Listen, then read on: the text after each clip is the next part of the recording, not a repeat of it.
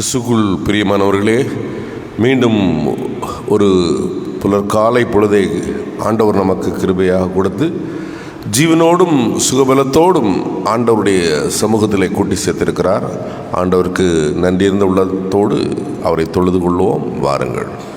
நம்முடைய பிரார்த்தனையின் ஆரம்பம் பிதா, குமாரன், பரிசுத்தாவின் திருநாமத்தில் உள்ளது. ஆமேன். அளவில்லாமல் எங்களை நேசிக்கிற நல்ல ஆண்டவரே, இந்த காலை வேளைக்காக நன்றி செலுத்துகிறோம் சுவாமி. ஜீவனோடும் சுகபலத்தோடும் ஆண்டவரே எங்களை அழைத்து உம்முடைய சன்னிதானத்திலே அமர வைத்து உம்முடைய ஜீவனுள்ள வார்த்தையை எங்களோடு நீர் தருகிறபடியினால் உம்மை நன்றியோடு துதிக்கிறோம் சுவாமி. முகநூல் வாயிலாக, இணையதள வாயிலாக தங்களை இணைத்துக் கொள்கிற பிள்ளைகளும் உண்டு. உள்ளூரிலும் வெளியூரிலும் வெளிநாடுகளிலும் ஆண்டவரே இருக்கின்ற உமது அடியார்களை, உறவுகளை கண்ணோக்கி பாரும். நிறைந்த ஆன்மீக சந்தோஷத்தை இந்த நாளிலும் பெற்றுக்கொள்ள எங்களுக்கு அருள் செய்யும். இயேசுவின் நாமத்திலே கேட்கிறோம் எங்கள் ஜெபங்கேளும் நல்ல பிதாவே. ஆமேன். 79வது பாடலை பாடுவோம்.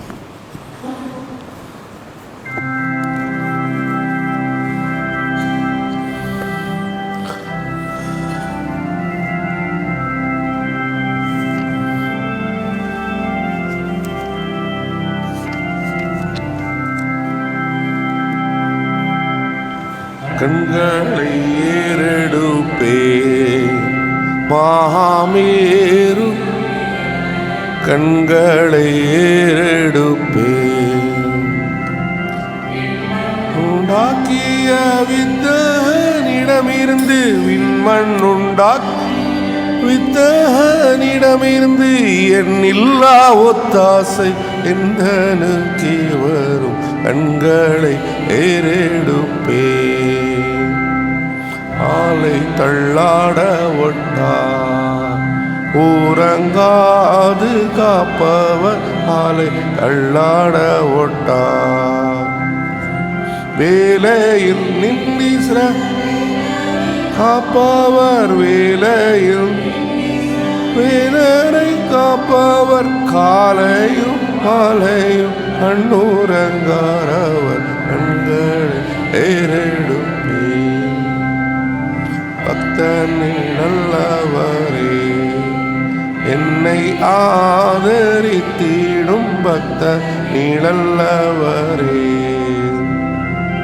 எக்கால என்னை சேதப்படுத்தாமல், எக்கால நிலைமையில் படுத்தாமல், அக்கோலம் கொண்டோனை அக்காலம் புரியவே. கண்களை ஏறெடு எல்லா தீமைகளுக்கும் என்னை விலக்கியே, எல்லா தீமைகளுக்கும் பொல்லா உலகினில் போக்கு வரத்தையும், பொல்லா உலகினில்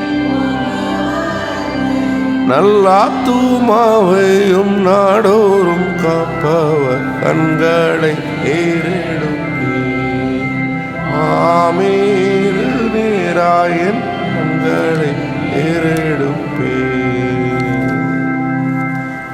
27ஆம் சங்கீதத்தை முறைமுறையாக நாம் வாசிக்கலாம். 156ஆம் பக்கம். கர்த்தர் என் வெளிச்சம், என் ரட்சிப்பு, யாருக்கு பயப்படுவேன்? கர்த்தர் என் ஜீவனுக்கு அரணானவர், யாருக்கு அஞ்சுவேன்?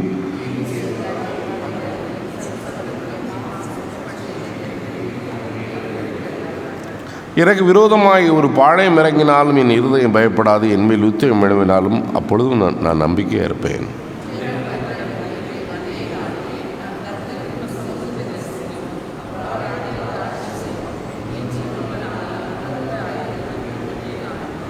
தீங்கு நாளில் அவர் என்னை தம்முடைய கூடாரத்தில் மறைத்து, தமது கூடார மறைவிலே ஒழித்து வைப்பார். கன்மலையின் மேல் என்னை உயர்த்துவார்.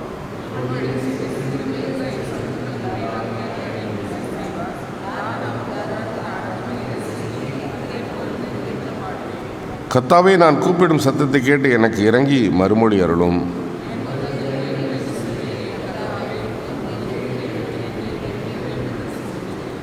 உமது முகத்தை எனக்கு மறையாதையும், உமது கோபத்தில் அடியேனை விலக்கி போடாதையும். நீரே எனக்கு சகாயர், என் ரட்சிப்பின் கடவுளே, என்னை தள்ளிவிடாமலும் என்னை கைவிடாமலும் இரும். கர்த்தாவே, உமது வழியை எனக்கு போதித்து எனக்காக பதிவிருக்கிறவர்கள் நிமித்தம் செவையான பாதையில் என்னை நடத்தும்.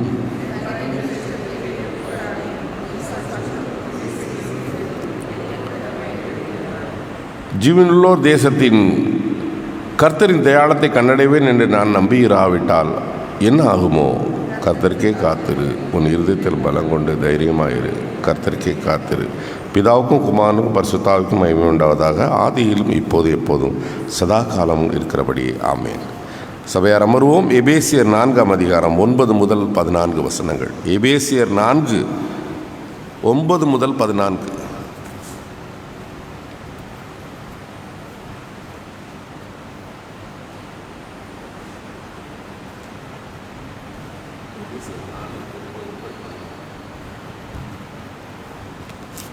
எபேசியர் 4ஆம் அதிகாரம் 9 முதல் 14 முடிய. ஏறினார் என்பதனாலே அவர் அதற்கு முன்னே பூமியில் தாழ்விடங்களில் இறங்கினார் என்றே விளங்குகிறதில்லவா? இறங்கினவரே எல்லாவற்றையும் நிரப்பதற்காக எல்லா வானங்களுக்கும் மேலாக உன்னதத்துக்கு ஏறி வருகிறவர் இருக்கிறார். மேலும் நாம் அனைவரும் தேவனுடைய குமாரனை பற்றும் விசுவாசத்திலும் அறிவிலும் ஒருமைப்பட்டவர்களாகி கிறிஸ்துவனுடைய நிறைவான வளர்ச்சியின் அளவுக்கு தக்க பூரண புருஷராகும் வரைக்கும் பரிசுத்தவான்கள் சீர்பொருந்தும் பொருட்டு சுவிசேஷ ஊழியத்தின் வேலைக்காகவும் கிறிஸ்துவின் சரீரமான சபையானது பக்தி விருதி அடைவதற்காகவும் அவர் சிலரை அப்போஸ்தலராகவும் சிலரை தீர்க்கதரிசிகளாகவும் சிலரை சுவிசேஷகராகவும் சிலரை மேய்ப்பராகவும் போதகராகவும் ஏற்படுத்தினார்.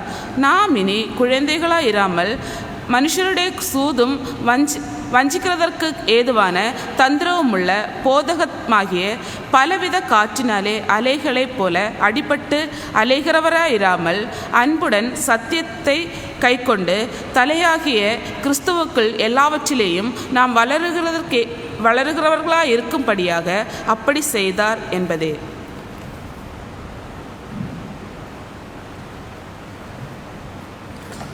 முதல் வேதபாகம் வாசித்து முடிந்தது. இரண்டாவது வேதபாகம் மார்க் நற்செய்தி நூல் 3ஆம் அதிகாரம். மார்க் நற்செய்தி நூல் 3ஆம் அதிகாரம் 13 முதல் 19 வசனங்கள் வரை. பின்பு அவர் மலையின் மேல் ஏறி தமக்கு சித்தமானவைகளை தம்மிடம் அழைத்தார். அவர்கள் அவரிடத்தில் வந்தார்கள். அப்பொழுது அவர் 12 பேரை நியமித்து அவர்கள் தம்மோடு கூட இருக்கவும் பிரசங்கம் பண்ணவும் தாம் அவர்களை அனுப்பவும் பேய்களை துரத்தும் அதிகாரமுடையவர்களாய் இருக்கவும் அவர்களை ஏற்படுத்தினார். அவர்கள் யாரெனில், சீமோன், இவனுக்கு பேதுரு என்று பெயரிட்டார், செபெதேவின் குமாரன் யாக்கோபு, யாக்கோபின் சகோதரன் யோவான், இவ்விருவருக்கும் இடிமுழக்கத்தின் மக்கள் என்று அர்த்தம் கொள்ளும் போர்னக்கஸ் என்கிற பெயரிட்டார். அந்திரேயா, பிலிப்பு, பர்த்தலமேயு, மத்தேயு, தோமா, அல்பேமின் குமாரன் யாக்கோபு, ததேயு, கானானியனாகிய சீமோன், அவரை காட்டிக் கொடுத்த யூதாஸ்காரியத்து என்பவர்களே. வசனத்தை வாசித்து கேட்டனா நம்முடைய விசுவாசத்தை அப்போஸ்தல பிரமாணம் மூலம் அறிக்கை செய்வோம். பரலோகத்தையும் பூலோகத்தையும் படைத்த சர்வத்திற்கும் வல்ல பிதாவாகிய கடவுளை விசுவாசிக்கிறேன். அவருடைய ஒரே பேரான குமாரனும் நம்முடைய ஆண்டவருமாகிய இயேசு கிறிஸ்துவை விசுவாசிக்கிறேன். இவர் பரிசுத்த ஆவியினால் கர்ப்பமாக உற்பவித்து கன்னிமேரி இடத்தில் பிறந்து பொந்தியும் பாதையில் பாடுபட்டு சிலுவையில் அறைந்து மரித்து அடக்கப்பட்டார். பாதாளத்தில் இறங்கி 3ஆம் நாள் மருத்துவரிலிருந்து உயிர்த்தெழுந்தார். பரத்திற்கேறி சர்வவல்ல பிதாவாகிய கடவுளுடைய வலது பார்சத்தில் வீற்றிருக்கிறார். அவ்விடத்திலிருந்து உயிருள்ள ஒரு மரித்தோரை நியாயந்திருக்க வருவார். பரிசுத்த ஆவியானவரை விசுவாசிக்கிறேன். பொதுவான பரிசுத்த கிறிஸ்தவ சபையும் பரிசுத்தவான்களுடைய ஐக்கியமும் பாவ மன்னிப்பும் சரீர உயிர்த்தலும் நித்திய ஜீவனும் உண்டென்று விசுவாசிக்கிறேன். ஆமேன். சபையார் அமர்வோம். கிறிஸ்துவுக்குள் பிரியமானவர்களே, படைத்தான், படைப்பெல்லாம் மனிதனுக்காக. மனிதனை படைத்தான் தன்னை வணங்க. எல்லா படைப்புகளும் ஆண்டவர் படைத்தார். ஆனால் மனிதனை தனக்கென்று படைத்தார். ஆனால் மனிதனுக்கும் அவருக்கும் பெரிய இடைவெளி வந்துவிட்டது. ஆதியாகமம் 6ஆம் அதிகாரம் 6ஆம் வசனத்திலே இல்லையா, மனசில் ரொம்ப வெக்ஸ் ஆகிட்டார். ஆண்டவருடைய சித்தம் அவர் மனதில் வைத்திருந்த எண்ணம் எல்லாம் மனிதனை பற்றிய. ஏன்னா எல்லா படைப்புக்குமே அதிபதியாக படைத்தார். கிரவுன் ஆஃப் கிரியேஷன், படைப்பின் மணிமகுடமாக மனிதனை படைத்தார். அவனுக்கு மட்டுமே சிந்திக்கிற ஆற்றலை, வெளிப்படுத்துகிற ஆற்றலை எல்லாம் கொடுத்து விசேஷித்த தன்மையோடு தன் சாயலிலே படைத்தார். அங்கே பெரிய மாற்றம் வந்துவிட்டது. அதுக்கு பிறகுதான் ஆண்டவருடைய எண்ணம் எப்படி இருந்தது என்றால், புது உலகை படைக்க வேண்டும். தான் விரும்புகிற மாதிரி ஒரு புதிய சமூகத்தை படைக்க வேண்டும். அன்பு செழிவிய உறவு நிலையோடு கூடிய ஒரு புது சமூகம் அமைய வேண்டும் என்று ஆண்டவர் சித்தம் கொண்டார். இயேசுவில் அதை நிறைவேற வேண்டும் என்று ஆண்டவர் விரும்பினார். பிரியமானவர்களே, கடவுளுடைய திட்டத்துக்கும் சித்தத்திற்கும் இடைவெளி வந்து மனிதன் தள்ளி போய்விட்டான்.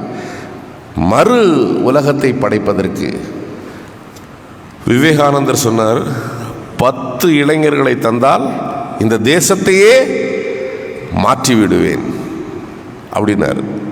நல்ல இளைஞர்கள் 10 பேர் இருந்தால் போதும், இந்த தேசத்தை என்னால் மாற்ற முடியும்னார். அண்ணாவும் அதுதான் சொன்னார். பிரியமானவர்களே, 12 பேரை வைத்துக்கொண்டு இந்த உலகத்தை மாற்ற வேண்டும் என்று கடவுள் இயேசு சித்தம் கொண்டார். எதற்காக 12 பேரை தேர்ந்தெடுத்தார்? ஏதாவது ஐடியா இருக்கா? எதுக்காக 12 பேரை தேர்ந்தெடுத்தார்? எல்லாரும் சொல்லியிருக்காங்க, தேச தலைவர்கள் சொல்லியிருக்காங்க, அவங்க சொல்லியிருக்காங்க 10 பேர் போதும், 10 பேர் போதும். ஆண்டவர் கூட +2 2 ஏன் சேர்க்கிறாரு? 12 பேர். அதற்கு ஒரு சிந்தனையாளர் சொல்லுகிறார், 12 கோத்திரங்கள், ட்ரைப்ஸ். பைபிளில் இருக்கு 12 கோத்திரங்கள் இல்லையா? ஜேக்கப்ஸ் அவருடைய பிள்ளைகள் 12 பேர், 12 கோத்திரங்கள். ஆகவே 12 கோத்திரங்களை பொருள்பட ஆண்டவர் 12 சீடர்களை தேர்ந்தெடுத்தார். அன்பானவர்களே, ஆபிரகாமை அழைக்கும் போது உன்னில் புதிய உலகத்தை படைக்கப் போகிறேன் என்று சித்தம் கொண்டுதான் அழைத்தார். உன்னை ஆசீர்வதிப்பேன், உன்னை ஆசீர்வதித்து 7 ஆசீர்வாதத்தை கொடுக்கிறார். ஜெனிசிஸ் 12 சாப்டரில். ஆனால் எல்லாமே கடவுளுடைய சித்தம். அவர் எப்படி இந்த உலகத்தை காண வேண்டும், இந்த பிரபஞ்சத்தை எப்படி பார்க்க வேண்டும் என்று நினைத்தாரோ அது அப்படியே மாறிவிட்டது இல்லையா? பல்பொருள் படைத்து காக்கும் பரம்பொருளே, கல்லொடு காடும் கடல் நதியும் வானு வைத்து செல்லென தொடக்கம் செய்தாய். உன் சிறப்பினை வைக்கின்றேன். சொல்பொருள் என்ன, தூங்கும் போர் உண்மை என்ன, வாழ்க்கையின் தத்துவம் என்ன? உன்னை கடந்து வெகு தொலைவில் வந்து வாழ்ந்து கெட்ட பின் எழுந்த ஞான கிளர்ச்சியில் கேட்கிறேன், தொடக்கத்தில் நீ வகுத்த அடித்தளம் போயிட்டோ? எதற்காக மனிதனை படைத்தோம் என்று நினைத்தாயோ அது அடித்தளம், அது போய்விட்டது. பேஸ் அதுவே போயிடுச்சு. அப்போ புது சிருஷ்டிப்பு, புது படைப்பு. அதற்காக 12 பேர் தேர்ந்தெடுக்கிறார். அந்த 12 பேரை எதற்கு தேர்ந்தெடுக்கிறாரு? பிரியமானவர்களே, ஓரெல்லாம் நம்ம சொல்லலாம், சும்மா ஒன்று தேர்ந்தெடுக்கலாமா, 12 பேரை தேர்ந்தெடுக்கணும் ஒன்று. ஆண்டவர் என்ன அவஸ்தைன்னு சொல்ல முடியாது. லூக்கா 6:12 படிமா. லூக்கா 6:12. Jesus spent all night in prayer before choosing.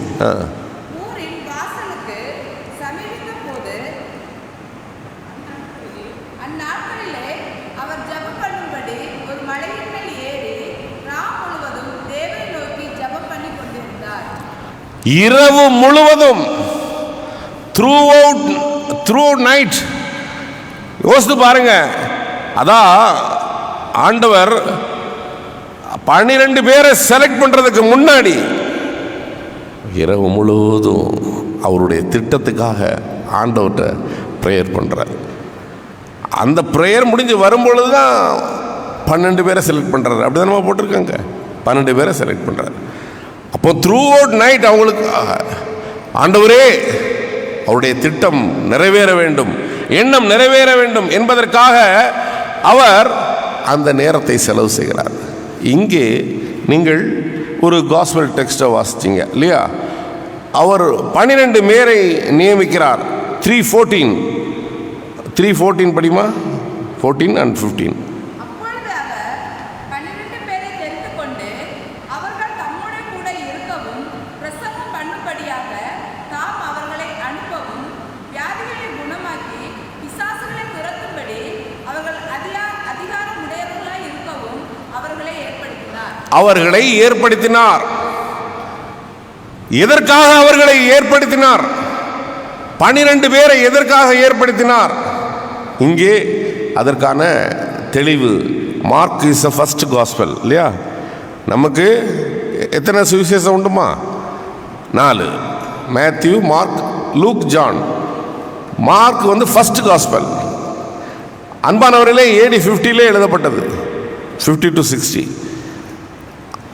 அங்கே எதற்காக சீடர்களை ஏற்படுத்தினார் என்பதை சொல்றார். முதல் point, training them by personal experience and teaching. அவங்க தன்னோட இருந்து, தான் கூட இருந்து தன்னுடைய தனிப்பட்ட அடையாளத்தை, சாட்சியை அவர்கள் படிப்பினையாக எடுத்துக்கொள்ள வேண்டும் என்பதற்காக தம்மோடு வைத்தார்.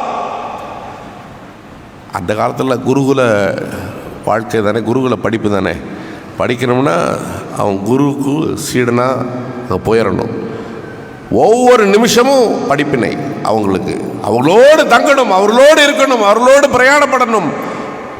ஈச் அண்ட் எவ்ரி மூமெண்ட்ல அவங்களுடைய நடை, உடை, பாவனை எல்லாவற்றையும் கற்றுக்கொள்ள வேண்டும். அதுதான் குருகுல படிப்பு. அப்படி மாஸ்டர்ஸ், அப்படி குருகள் இருந்தார்கள். இயேசு தம்மோடு அவர்கள் இருக்கும்படி தன்னுடைய திட்டத்தை அவர்கள் உணர்ந்து கொள்ளும்படி அவர்களை கூடவே வைத்திருந்தார் இயேசு கிறிஸ்து. அதான் அங்கு சொல்லப்படுகிறது, அவர் 12 பேரை நியமித்து அவர்கள் தம்மோடு கூட இருக்கவும். 2வது பாருங்க, sending them out to preach this gospel. போகணும், ஆண்டவருக்கு ஊழியத்தை செய்யணும். பிரியமானவர்களே, யோவான் சிறையிலே ஒப்புவிக்கப்பட்ட பிறகு ஆண்டவர் வெளியே வர்றார் இல்லையா? ஆண்டவருடைய மினிஸ்ட்ரி அப்படி தானே, என்ட்ரி அப்படி வர்றாரு. யோவான் சிறையில் இருக்கிறான், அதுக்கப்புறம் ஆண்டவர் வெளியே வர்றார். வந்து என்ன செய்யறாரு? பிரசங்கம் பண்றார். கடவுள் ராஜ்யம் சமீபத்திருக்கிறது, மனம் திரும்புங்கள். ஆண்டவர் பேசின முதல் வார்த்தை அப்படிதானம்மா? மார்க் காஸ்பல்ல இயேசு பேசின முதல் வார்த்தையாக, மார்க் முதல் காஸ்பல்னு சொல்லியாச்சு. ஆண்டவர் இயேசு முதலாவது பேசின வார்த்தை என்று பதிவு பண்ணி இருக்கிறது, பரலோக ராஜ்யம் சமீபித்திருக்கிறது, மனம் திரும்புங்கள், மனம் திரும்புங்கள், அட் ஹேண்ட், மனம் திரும்புங்கள். ஆண்டவர், இதுதான் குட் நியூஸ், நற்செய்தி. ஆண்டவருடைய ராஜ்யம் புதிய ராஜ்யம், புதிய படைப்பு, புதிய பிரபஞ்சம், புதிய மனித மனம், ஆண்டவருடைய சித்தம் அதுதான். பிரியமானவர்களே, அதற்காக சீடர்கள் 12 பேர் தம்ம கூட வச்சிருந்தார். அப்புறம் 3rd பாயிண்ட் பார்த்தீங்கன்னா, giving them authority to heal the cast of demon. பிசாசை எதிர்க்கிற சக்தி அவர்களுக்கு வேணும். 2 பேருக்கு தானே ஃபைட்டு, ஹீரோ வில்லன், அப்படிதானா? கடவுளே உருவாக்கினவர் தான் அந்த வில்லன். கடவுளிட்டிருந்து பிரிஞ்சு போய் பிசாசானவன். முதல் குடும்பத்தையே கெடுத்தான், கடவுளுடைய சித்தத்தை எல்லாம் கெடுத்தான். கெடுக்கிறது தான் அவனுடைய நோக்கம். நீங்க கடவுளுடைய பிள்ளையா கோயிலுக்கு வர்றீங்களா, எந்த விதத்தில் உங்களை கெடுப்பான். Invisible force, evil. அன்பானவர்களே, அந்த சக்தி உண்டு, அந்த ஆற்றல் உண்டு. Where there is Christ there is also evil. அங்கே இருப்பான். கடவுள் பிள்ளை இருக்கானா அவன் கூட இருப்பான். அவனை ஏதாவது டிஸ்டர்ப் பண்ணணும், கடவுள்கிட்ட பிரிக்கணும். முதல் குடும்பத்தை பிடிச்சது பாவி தானே அவன், பிசாசு. கடவுளோடு சஞ்சரிக்கிறது, சந்தோஷமா இருக்கிறது, நீங்க பேசுறது, ஜெபிக்கிறது, வசனம் வாசிக்கிறது, இதெல்லாம் அவனுக்கு ஏற்புடையதல்ல, அவனுக்கு பிடிக்காது. நீங்கள் ஆண்டவருடைய பிள்ளைகளாக இருக்கிறது பிடிக்காது. ஆகவே பிசாசை எதிர்க்கிற சக்தி அவர்களுக்கு வேணும். 1:14 படிங்க. 1:14 பாரு. மார்க் 1:14. அவர் கலிலேய கடலோரமாய் நடந்து போகையில் மீன் பிடிக்கிறவர்களாக இருந்த 1:14 தானம்மா?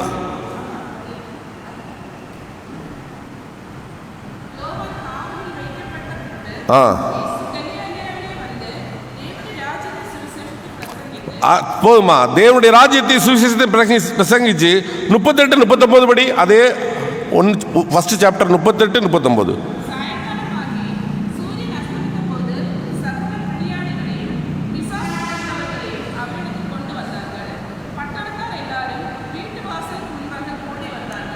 பிசாசு பிடிச்சவங்களெல்லாம் கொண்டு வர்றாங்க, அவங்களெல்லாம் ஹீல் பண்றாரு, கூடவே வைக்கிறாரு, சீடர்களை வைக்கிறாரு. வச்சுட்டு பாருங்க, டெமான்ஸ்ட்ரேஷன் கூடவே இருந்து ஒவ்வொரு காரியத்தையும் அப்சர்வ் பண்ணுங்க. நீங்க தான் போய் அதையெல்லாம் செய்யணும். 12 பேர். கிறிஸ்துவுக்குள் பிரியமானவர்களே, உலகத்திலே பெரும்பான்மையான மக்கள் ஏற்றுக்கொண்ட மதம் கிறிஸ்தவம். கடவுளுடைய இந்த குளோபல் ஐடியா, அந்த சித்தத்தை நிறைவேற்றுவதற்காக இந்தியாவிலையும் வந்தாங்க இல்லையா? 12 பேரில் ஒரு ஆள் இல்லையா?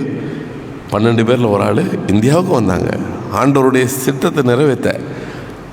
அன்பானவர்களே, மறுபடி இந்த காலத்தில் எதுக்கு கடவுள் தந்திருக்காரு எங்களெல்லாம்? எதுக்கு தந்திருக்காரு? எபேசியரில் வாசித்தீங்கல்ல, எதுக்கு? பரிசுத்தவான்கள், ஆண்டவருடைய பிள்ளைகள். ஆண்டவரை ஏற்றுக்கிட்டீங்க, வந்துட்டீங்க. அதுக்கப்புறம் ஆண்டவரை நீங்கள் மகிமைப்படுத்த, பக்குவப்படுத்த, டு எக்யூப் த செயின்ட், அப்படிதானே வார்த்தை இருக்கு. பரிசுத்தவான்களை பக்குவப்படுத்தும் பொருட்டு இவர்களை எல்லாம் தந்தருளினார். வசனம் தெளிவா சொல்லுது. உங்களெல்லாம் பக்குவப்படுத்துறதுக்கு நிறைவான ஒரு வளர்ச்சி, அப்படிதானே வசனம் அழகா அப்படி சொல்லப்படுது. 13-14 படிமா. எபேசியர் நீங்க இன்னைக்கு படிச்சீங்கல்ல, 4:13-14.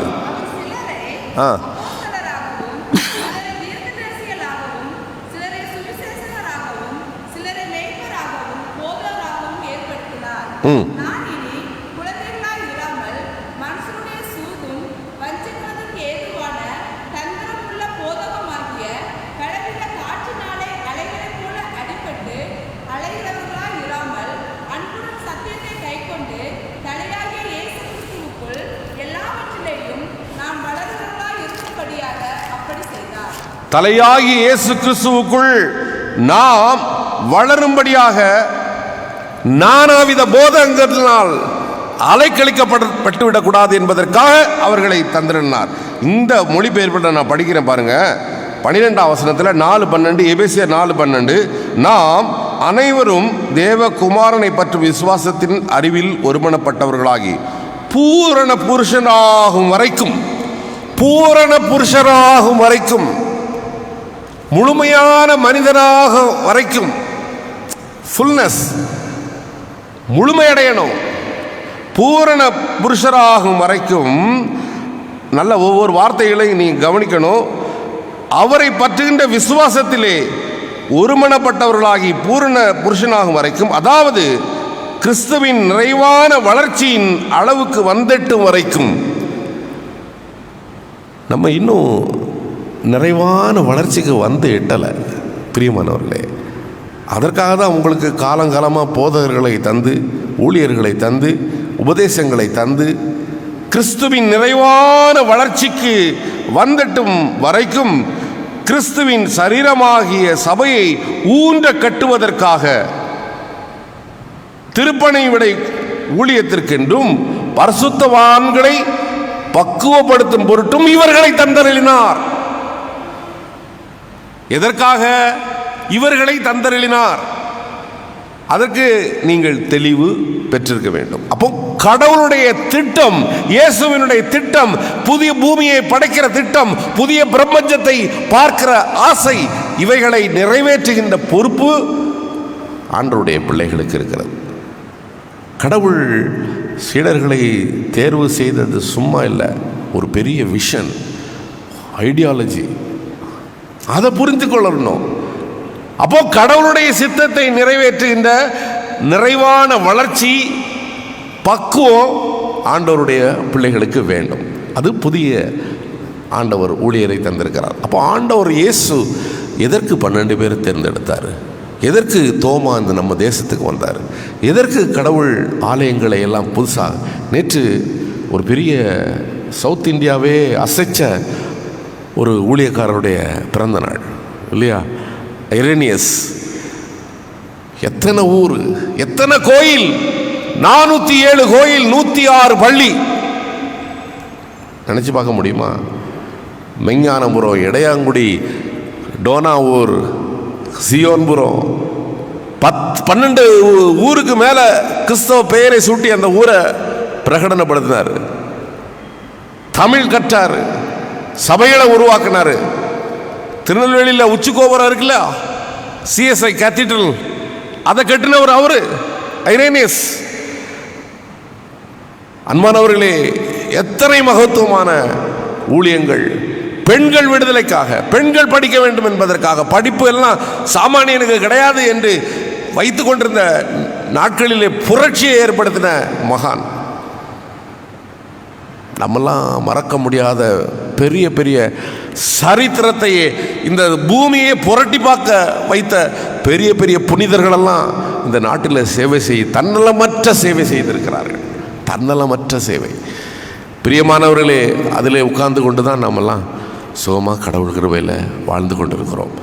பிரியமானவருடைய கடவுளுடைய சித்தம் என்ன, கடவுளுடைய எண்ணம் என்ன, கடவுள் என்னை கொண்டு என்ன நிறைவேற்ற விரும்புகிறார் என்பதை உணர்ந்து பக்குவப்பட்டவர்களாக, கடவுளுடைய நாமத்தை மகிமைப்படுத்துகிறவர்களாக, அவர் திருச்சித்தத்தை நிறைவேற்றுகின்ற பொறுப்புள்ளவர்களாக ஆலயத்திலே கடந்து வரணும். நம்ம ஆண்டவருடைய பிள்ளைகள். யோசித்து பாருங்க, கடவுள் உங்களை குறித்து, கடவுளுடைய படைப்பிலே காக்கையின் படைப்புக்கு கூட ஒரு காரணம் உண்டு. பிரியமானவர்களே, ஜெய்சிங் எதுக்கு வைத்தார்? ஒவ்வொருத்தரையும் உங்களை எதுக்கு கடவுள் படைத்தார்? கடவுள் ஒரு நோக்கத்தோடு வைத்திருக்கிறார். கடவுள் மற்றவன் பார்வையில், உலகத்தின் பார்வையில் நீங்களும் நானும் யூஸ்லெஸ்ன்னு சொல்லுவான். அவங்களுக்கு தெரியாது நம்மளை யூஸ் பண்ணதுக்கு எப்படின்னு. ஆனால் கடவுளுக்கு தெரியும் நம்மளை எப்படி யூஸ் பண்ணணும். ஆண்டவருக்கு தெரியும். ஆகவே ஆண்டவருடைய சித்தத்தை நிறைவேற்றுகின்ற பிள்ளைகளாக, ஆண்டவரே எத்தனை உயர்வான தரிசனத்தோடு ஆண்டவரே நீர் 12 பேரையும் தேர்ந்தெடுத்தீர். இப்போவும் ஊழியர்களையும் போதர்களையும் எதுக்கு நீர் தருகிறீர் என்பதையெல்லாம் புரிந்து கொண்டு, ஆண்டவரே நீர் தருகிற செய்தியை, ஆண்டவரே நீர் நடப்பிக்கிற அற்புதங்களை புரிந்து கொண்டு உம்முடைய பிள்ளையாக வாழ்வதற்கு, வளருவதற்கு, பக்குவப்படுவதற்கு வேண்டிய புரிதலையும் ஞானத்தை எனக்கு தாரும் ஆண்டவரே என்று கேட்க நாம் கடமைப்பட்டிருக்கிறோம். அப்படி ஆண்டவரை சாட்சி கொடுக்க உங்களையும் என்னையும் எடுத்து பயன்படுத்தி காப்பாராக. ஆமென். எல்லாபத்துக்கும் மேலான தெய்வீக சமாதானம் உங்கள் இருதயங்களையும் சிந்தனைகளையும் கிறிஸ்து இயேசுக்குள் நிலைவரப்படுத்தி காப்பாராக. ஆமென். 608வது பாடலை பாடுவோம். 608.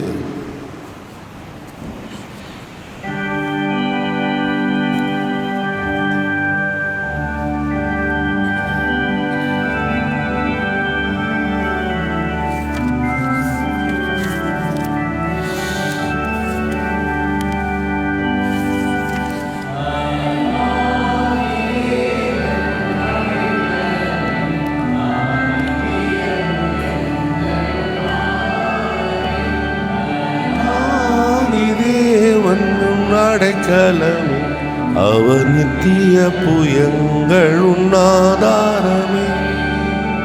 இந்த தேவன் என்னும் உள்ள சதா காலமும் நமது தேவன், நம்மை நடத்திடுவார். அநாதி தேவன் அடைக்கலமே, அவர் நித்திய புயங்கள் உன் ஆதாரமே. கருணைத்தாலே இழுத்து கொண்டார் தூய தேவன்பே. நாந்திரத்தில் நயங்காட்டி உன்னை இனிதா வருந்தி அழைத்தார். இந்த தேவன் என்றுமுள்ள சதா காலமும் நமது தேவன் மரண பரியந்தம் நம்மை நடத்திடுவார். நாதி தேவன் உன்னடைக்கலமே, அவனித்திய புயங்கள் உன் ஆதாரமே. கனகப்பாதை காரிருளில் தூய தேவன், நிறைந்த பள்ளத்தாக்குகளை அரும் நீருட்டாய் மாற்றினாரே. இந்த தேவன் உள்ள சதா காலமும் நமது அரண பரியந்த நம்மை நடத்திடுவா. அநாதி தேவன் கலமே, நித்திய புயங்கள் உன்னாதாரமே. ஜெபம் செய்வோம். எங்களை நேசிக்கிற நல்லாண்டவரே, இந்த பிரபஞ்சத்தை குறித்து உமக்கு எவ்வளோ பெரிய தரிசனம் இருந்தது என்பதை நாங்கள் சிந்தனைக்கு எடுத்துக்கொண்டோம் ஆண்டவரே. புதிய உலகை, புதிய வானை, புதிய வானத்தை, புதிய பூமியை நான் உண்டாக்குவேன் என்று ஆண்டவரே இயேசுவின் மூலம் உண்டாக்குவேன் என்று தீர்க்கதரிசிகள் மூலமாக, ஏசாயாவின் மூலமாக, ஆமோஸின் மூலமாக, மல்கியாவின் மூலமாக ஆண்டவர் உரைத்த சத்தியம் எவ்வளவு பெரிது என்பதை குறித்து நாங்கள் சிந்தித்தோம் ஆண்டவரே. எங்களுக்கும் இந்த சமூகத்தில் பொறுப்பு இருக்கிறது என்பதை உணர்த்தியதற்காக நன்றி செலுத்துகிறோம். ஆண்டவருடைய பிள்ளைகள், ஆண்டவருடைய சித்தத்தை வெளிப்படுத்த கடமைப்பட்டவர்கள், நிறைவான வளர்ச்சியும் ஆண்டவரே பக்குவப்பட்ட தன்மையும் எங்கள் நடையுடை பாவனையிலே வெளிப்பட ஆண்டவர் எங்களை நிறைவான வளர்ச்சிக்கு ஏதுவாக நடத்தும். ஆண்டவர் வந்திருக்கிற ஒவ்வொரு பிள்ளைகளையும் ஆசீர்வதியும். உமது தரிசனத்தை புரிந்து கொண்டவர்களாக, உமது வசனத்தால் தொடப்பட்டவர்களாக இங்கிருந்து கடந்து செல்ல கிருபை செய்யும். ஆண்டவரே, எத்தனை மகத்துவமுள்ள ஆண்டவர்! எங்களை குறித்து ஒரு திட்டம் வைத்திருக்கிறீர் ஆண்டவரே, எங்களை குறித்து ஒரு திட்டம் வைத்திருக்கிறீர் ஆண்டவரே. அதை உணர்ந்து எங்கள் குடும்ப வாழ்க்கையிலும் திருச்சபை வாழ்க்கையிலும் ஆண்டவரே நாங்கள் பணி செய்கிற இடத்திலும் பக்குவப்பட்டவர்களாக, உம்மை மகிமைப்படுத்துகிறவர்களாக, நிறைவான வளர்ச்சிக்கு ஆண்டவரே வருகிற பிள்ளைகளாக வெளிப்படுத்த நல்ல புரிதலை தாரும் ஆண்டவரே, நல்ல புரிதலை தாரும். வந்திருக்கிற ஒவ்வொருவரையும் ஆசீர்வதியும் ஆண்டவரே. இந்த நாளிலும் இந்த நாளை விசேஷித்த நாளாக காண்கிற பிள்ளைகள் உண்டு. திருமண நாள் என்றும் பிறந்த நாள் என்றும் பார்க்கிற பிள்ளைகளுக்கு ஆசீர்வாதத்தை கொடும். தொடர்ந்து உமது பிள்ளைகளோடு உமது நேசக்கரம் இருக்கட்டும் ஆண்டவரே. வியாதிப்பட்டு மருத்துவமனையில் இருக்கிறவர்கள் உண்டு, வீட்டில் சிகிச்சையில் இருக்கிறவர்கள் உண்டு. ஆண்டவர் பொறுப்பெடுத்துக்கொள்ளும். நோயற்ற வாழ்வே குறைவற்ற செல்வம் ஆண்டவர். வியாதி இல்லாத உடல் ஆரோக்கியம், வேதனை இல்லாத மனம், இது ரெண்டும் தான் பெரிய செல்வம் என்பதை நாங்கள் புரிந்து கொள்ள ஆண்டவரே எங்களுக்கு நல்ல பார்வையை தாரும். வந்திருக்கிறவர்கள் ஒவ்வொருவரும் வந்தது நல்லது என்று உணரும்படி கிருபை செய்யும். நீர் பொறுப்பெடுத்துக்கொள்ளும். கேட்க மறந்த எல்லா நன்மைகளையும் தாரும். இயேசுவின் விலையேற பெற்ற நாமத்திலே உமது பாதம் அணிந்து மிகுந்த நம்பிக்கையோடு ஜெபிக்கிறோம் எங்கள் ஜெபங்களும் நல்ல பிதாவே, ஆமேன். பரமண்டலங்களில் இருக்கிற எங்கள் பிதாவே, உடைய நாமம் பரிசுத்தப்படுவதாக, உங்களுடைய ராஜ்யம் வருவதாக, உங்களுடைய சித்தம் மரணத்திலே செய்யப்படுவது பூமியிலே செய்யப்படுவதாக. அன்றைண்டு வேண்டிய ஆகாரத்தை நின்றார் எங்கள் கண்ணாடிகளுக்கு நாங்கள் மன்னிக்கிறது போல பாவம் பண்ணி எங்கள் சோதனைகள் நாம் தீவின் ரசித்து ராஜ்யமும் வல்லமை உண்மைமை என்றென்றைக்கும் முடிவுகளே, ஆமாம். நமது ஆண்டவராய் இயேசு கிறிஸ்துவின் கிருபையும் பிதாவின் அன்பும் தூய ஆவியானவருடைய நல்லுறவும் ஐக்கியமும் இன்றும் என்றும் சதா காலம் உங்கள் அனைவரோடும் இருந்து ஆசீர்வதித்து காப்பாராக, ஆமென். என் ஆத்மாவே கர்த்தரை ஸ்தோத்திரி, என் முழுமே பரிசுத்த நாமத்தை சொல்லி, என் ஆத்மாவே கர்த்தரை ஸ்தோத்திரி. கர்த்தர் செய்த சகல வாரம் சமாதானத்தோடு சென்று வாருங்கள்.